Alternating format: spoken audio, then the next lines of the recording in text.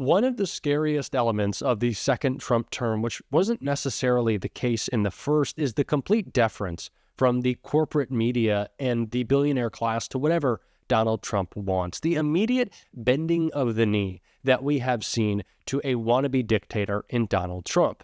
And the perfect example of that can be seen in a recent interview between Mark Zuckerberg and Joe Rogan, two people who we maybe considered to be on the left in the past, but of course that is no longer the case, two absolute Trump fanatics. And Zuckerberg, a lot more recently than Joe Rogan, who for years now has been pushing conservative talking points. But Zuckerberg, especially right now, is bending towards Trump for one particular reason that will come out in a lie that he got caught in this interview with Joe Rogan. And it was just a complete humiliation for Zuckerberg, who's really just been humiliating himself lately. And we are going to get into all of that. But before we do, if I could quickly ask you to leave a like on this video, and if you haven't already, to hit that subscribe button. It goes a long way, and it really means the world to me. Now, like I said, this was an interesting interview, even though it was pretty obnoxious to listen to, but it was for one main reason, and it's because of the lies that Zuckerberg is trying to tell about the Biden administration that are really true of Donald Trump, and that is perfectly encapsulated in this clip right here that I want to watch through in its entirety and then break down all of the ridiculous elements of it. At the beginning, it kind of seemed like, okay, we should give a little bit of deference to the government and the health authorities on how we should play this. But when it went from, 2 weeks to flatten the curve to, and like in the beginning, it was like, okay, there aren't enough masks. Masks aren't that important. To then it's like, oh no, you have to wear a mask. And, everything was shifting around. It just became very difficult to kind of follow. And this really hit the most extreme, I'd say, during the Biden administration when they were trying to roll out the vaccine program. And I'm generally pretty pro rolling out vaccines. I think on balance, the vaccines are more positive than negative. But I think that while they're trying to push that program, they also tried to censor anyone who is basically arguing against it. And they pushed us super hard to take down things that were honestly were true, right? I mean, they basically pushed us and said, anything that says that vaccines might have side effects, you basically need to take down. And I was just like, well, we're not going to do that. We're clearly not going to do that. I mean, that is kind of inarguably true. Who is they? Who's telling you to take down things that it was that talk about vaccine side effects? It was people in the Biden administration. I mean, a lot of this is documented. I mean, because Jim Jordan and the House had this whole investigation and committee into the kind of government censorship around stuff like this, and we produced all these documents, and it's all in the public domain. I mean, basically, these people from the Biden administration would call up our team and scream at them and curse, and it's like these documents it's all kind of out there. Now, we started this video talking about how the billionaire class and corporate media has bent the knee to Donald Trump, and of course I find this to be a perfect example. Now, we saw Elon Musk give hundreds of millions of dollars to Donald Trump's campaign, but now we see more apolitical billionaires like Jeff Bezos or Tim Cook pledge millions to Donald Trump's inauguration, and of course we see Zuckerberg now sucking up to him, not just with the donations, but really lauding Trump and lying about Joe Biden in this podcast. And of course, Joe Rogan isn't necessarily the corporate media, but he is the biggest voice in podcasting and is really just kind of given in to Donald Trump, or is really just completely backing him. He's kind of got the Trump derangement and believes everything that the MAGA movement stands for at this point. And that's why when Zuckerberg was telling these very clear lies, Joe Rogan himself didn't call him out on them, even though that Zuck was caught in these lies, because we're able to watch and react to what he said, which is exactly what I want to do. First, pointing out the fact that Zuckerberg, when he was talking about COVID and fact-checking and some regulation or pressure that the government put on him to make sure lies weren't being pushed and disseminated and, giving special priority in Meta's algorithms, that was during the Trump administration. Do we not remember who COVID started under? It's always that it's this Democratic conspiracy to do this and that, but it started under Donald Trump. And it's the same thing with this election denial. Somehow the 2020 election was stolen and it was a government cover-up and Democrats were messing with everything, even though we didn't control the White House. But now that Democrats did control the White House in 2024, then an election was fairly conducted and Donald Trump was able to win. Their logic never makes any sense. But what Zuckerberg then continues to talk about is that he was being threatened by the Biden administration. They were coming down so hard on him and they were intimidating him with these threats that he had to say exactly what they wanted, which is obviously not true. And Mark Zuckerberg knows that he's lying there. But who did make threats against Mark Zuckerberg and Meta was Donald Trump. Just take a look right here. Donald Trump warns Mark Zuckerberg could spend the rest of his life in prison if Meta cheats an election. Former President Donald Trump railed against Meta CEO Mark Zuckerberg in his upcoming book, accusing the tech tycoon of undermining him in the last election and warning of possible jail time. Trump recounted meeting with Zuckerberg and seethed over the 2020 election in his upcoming book, Save America.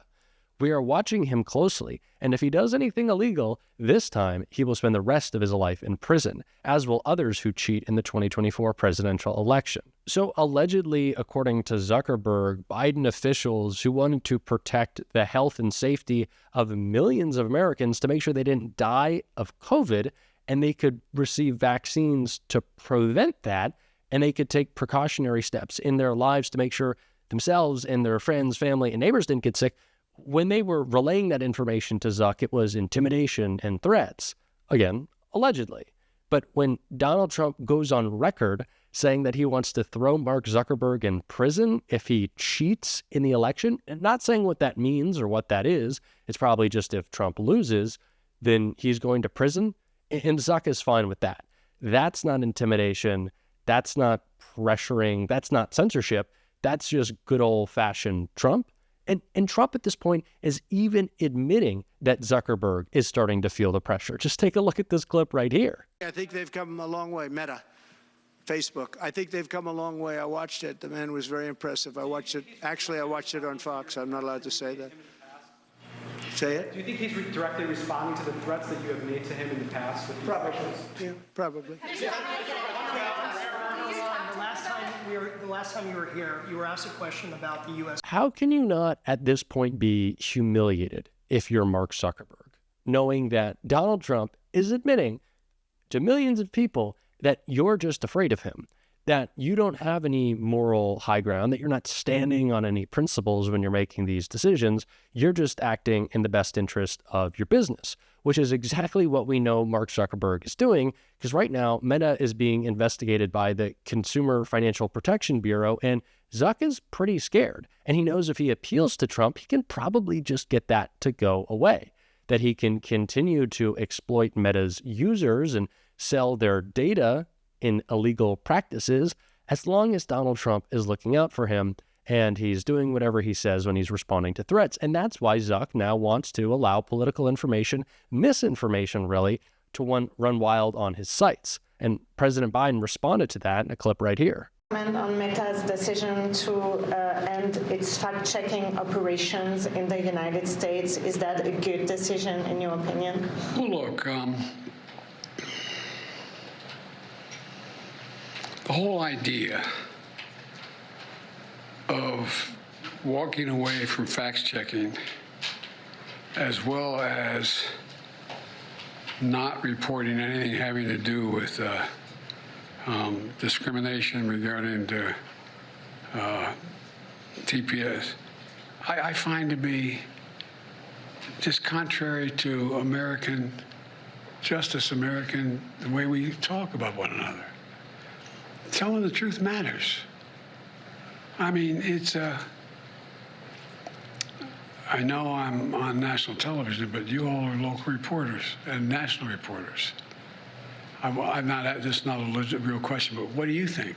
You think it doesn't matter that they let be printed where millions of people read it, things that are simply not true? I mean, I want to know what that's all about. This is the relationship that is being built by Zuck and Donald Trump.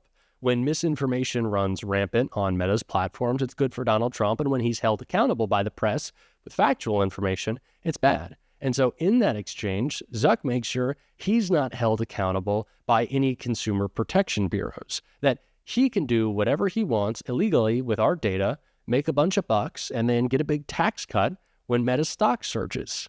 That's what this is about. A relationship between two powerful billionaires, the oligarchy building around Donald Trump, that benefits a very, very, very select group of people and hurts the rest of us. That's what they're all about. And it's important to realize this and look at the very case-by-case examples, but then we can also look at the very broad examples of why this billionaire class is bending the knee to Donald Trump. And you can really focus on tariffs. If Donald Trump can decide what can't and can't come in or out of our country without huge tariffs on it, then he can make a lot of business leaders very worried on whether their exports, their inputs might be taxed to hell. That's what Donald Trump is able to do. Levy huge amounts of power over business leaders to get them to do whatever he wants. And that's why they're all so scared. And that's why Trump admitted Zuck is just doing whatever he wants to help his business interests. This isn't because he's actually worried about censorship or DEI or wokeness or whatever Mark Zuckerberg wants to tell you. It's because he's protecting his pockets, both from the government making sure he's not committing crimes, and also for that big tax cut that Trump has promised. That is what this is all about. And another important consideration can be seen in this clip from MSNBC. Right? We have to remember, at the end of the day, if Mark Zuckerberg and all these business leaders make business decisions to make money, remember, we're the ones who use the product. So no longer is there fact checking. And remember, they also rolled back the rules on hate speech. There are fires raging right now, and people need accurate information that they can't get because of Mark Zuckerberg, Elon Musk, and Donald Trump. People who want misinformation to spread like crazy because it benefits them, again, both their pockets and both Donald Trump politically. And that's why we need to call all of these people out every single day. And we're going to be doing so on this show. And if you want to support that, as always, you can hit that subscribe button. You can leave a like on this video. And if you stuck around to the end, you can drop a blue heart in the comments. And until next time, I'll see you soon.